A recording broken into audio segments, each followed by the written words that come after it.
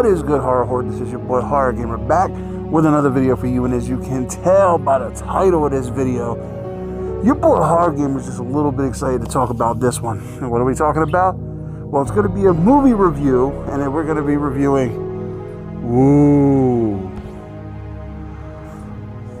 that Resident Evil Welcome to Raccoon City joint. Now, before I get into my review, just know your boy Horror Gamer's reviews have, that's right, spoilers in them all day, every day. So if you haven't seen this movie, pause this, go check it out, come back, unpause, watch it, and let me know what you think in the comment section, whether you agree with me, whether you disagree with me, whether you like the movie, whether you hated the movie. But just know, anything beyond that point, this point right here, is on you. So, with all that out of the way, what can your boy Horror Gamer say about Resident Evil Welcome to Raccoon City? I love this movie. I know your boy Horror Gamer a lot says he loves movies and stuff, but I legitimately love this movie, and here's why. Okay, so this is the closest to the source material that the movies have ever gotten. We don't have a imaginary character named Alice beating Nemesis in a fist fight. Let me repeat that. We don't have a fake character named Alice beating Nemesis in a fist fight. So that's one upside already. It's not an action movie like whatever Anderson and Mila Jovovich's movies were. That's not it. This was true to the source material. Now, did they take a little bit of liberties to make the story their own? Absolutely they did. It was a little different from the games, but it was similar to the games in the fact that all the characters were there. It was good seeing the Raccoon City Police Department when he walked. Oh my God, that part was amazing. Don't mind the birds in the background there. The mansion was insane. Just everything about like the Easter eggs that they hid in this movie was insane. Like the fact that they had Wesker play Moonlight Sonata to unlock a secret passageway was fucking awesome. I was worried. Here's my thing. I was worried about Leon and Jill, like everybody else was. You get two people who looked nothing like the characters in the game, portraying the game, you know. But I will say, they did an okay job. Did they blow it out of the water? No, not really. They weren't phenomenal at it, but they were passable. They were tolerable. Especially, like, I know a lot of people, this is going to be controversial here.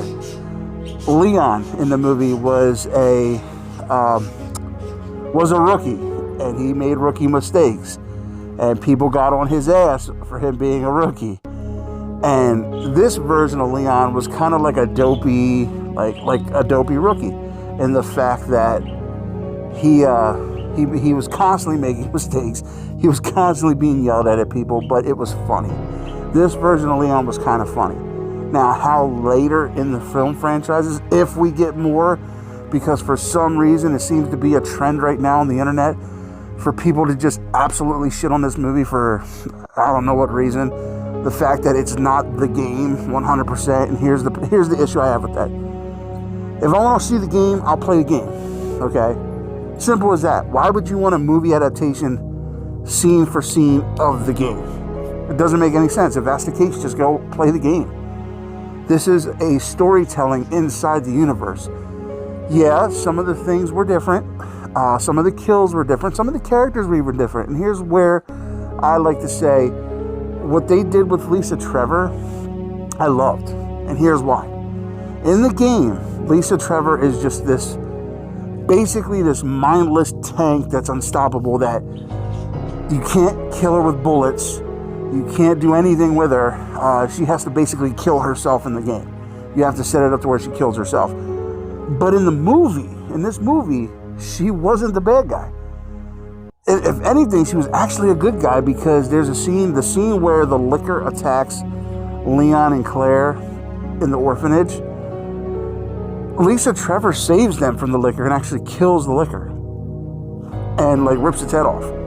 And then she helps them find the passageway to the Spencer mansion, because in the orphanage there's a secret route to get to the Spencer mansion, to get out of the city, because the city's getting ready to be destroyed because of the infection, that's spreading. Now, the storyline takes place where it's a decrepit Raccoon City where people are leaving.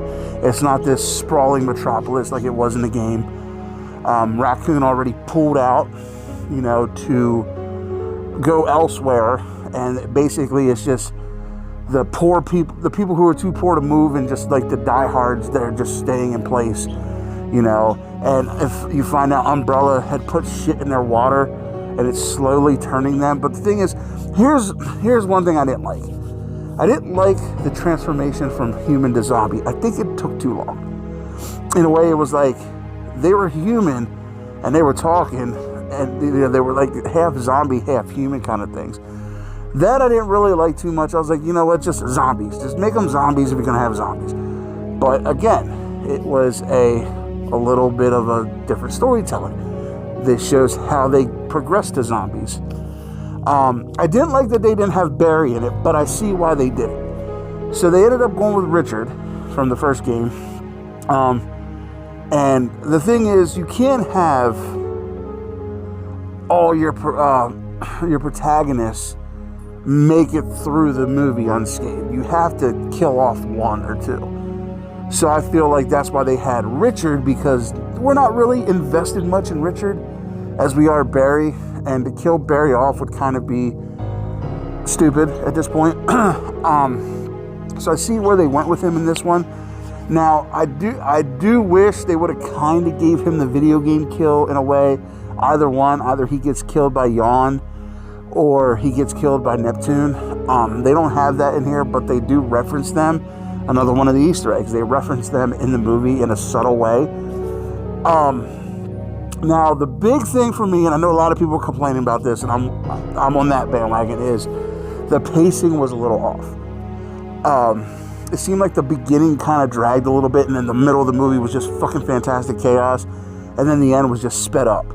And the whole William Birkin sequence, which was at the end, when he transforms into the weapon and everything, it felt like that part was rushed. If they would have kind of cut the beginning a little shorter, kind of got to the point, and spent a little more time with the William Birkin piece, it would have been fucking... that would have probably been the difference between what I'm going to give it and a 10. I do think that maybe they should have did the film in a series. Like, in this one, concentrate on the first film. Second, you know what I mean? But it was very ballsy that they took both games and rolled them into one. It worked. For me, it worked. It's just, they had to cram a lot. You figure each game, when you first play, takes about 10, 15 hours to beat each game. So you figure about 30 hours, 40 hours worth of games in an hour and 45-minute movie. So you got to crunch like all the main shit from the games in the two movies, and it's kind of hard. I mean, they did it, but they did it in such a quick way, like you didn't really get to enjoy the story as it pans out like you do the game. But like I said, if you want the game, play the game. This is just an adaptive storytelling of their story in the Resident Evil universe, which I thoroughly enjoyed. So, with all that out of the way, I just want to let you guys know, for one, don't fucking believe critics, okay? Go into it, see it for yourself. This movie was not made for fucking critics or millennials or people who didn't fucking watch or play the games throughout the years. This movie was made for the fans, and it feels like it was made by a fan, okay? You're gonna see shit in there that if you're a fan of the game. Point check. Like, this movie was made for us, the Resident Evil fanatics. Like, your boy HorrorGam3r loved it, and you guys know because I'm obsessed with Resident Evil. Resident Evil is like my favorite franchise of all time. And to see a true to the source material Resident Evil on the big screen was fucking phenomenal. I love the movie. Don't believe all the naysayers. Don't believe the people, because like I said, it seems like right now it's a trend to just shit on this movie, and I don't see why. People are shitting on it for no reason. The movie was good. It wasn't It wasn't scene for scene the game, which, like I said, is amazing because if you want the game, play the game. But if you want a good story in the Resident Evil universe with hints of the game in it and scenes from the game in it, go watch this movie. But with all that being said, Horror Horde, I would have to give Resident Evil Welcome to Raccoon City a solid 8 out of 10. Like I said, you speed up the beginning just a little bit, spend a little more time there at the end, I think you got yourselves possibly a 10 out of 10. But, yeah, Horror Horde, with all that said, I love you guys. Thank you guys. If you haven't done so yet, hit that subscribe button along with that ding-a-ling-ding-ding button. That way, every time your boy Horror Gamer throws up one of these reviews, you're in the know. Also, when you're done doing that, head on over to the official Horror Gamer Patreon to see what kind of cool shit we got going on out there. You know what I'm saying? Every Saturday night, we have movie night. We talk movies, you know, all that fun stuff. And we just come together as a horror community. Then, when all that's said and done with, head on over to the official Z Network and see what kind of cool stuff we got going over there. A bunch of us creators got together and just created something special for everybody. Not a fan of horror? You'll find it at the Z Network. Obsessed with horror? You'll find it at the Z Network. So definitely go check that out. Then with all that said and done with, head on over to wherever you get your podcasts, whether it be Google Podcasts, Apple Podcasts, Spotify, and tune into Horror Haven LLC. Your boy Horror Gamer and his homegirl Gabby Gore come together each week and talk about horror. Anything horror in the horror genre. Fun fact, Season 2 premiere happens tonight, y'all. So definitely go check that shit out.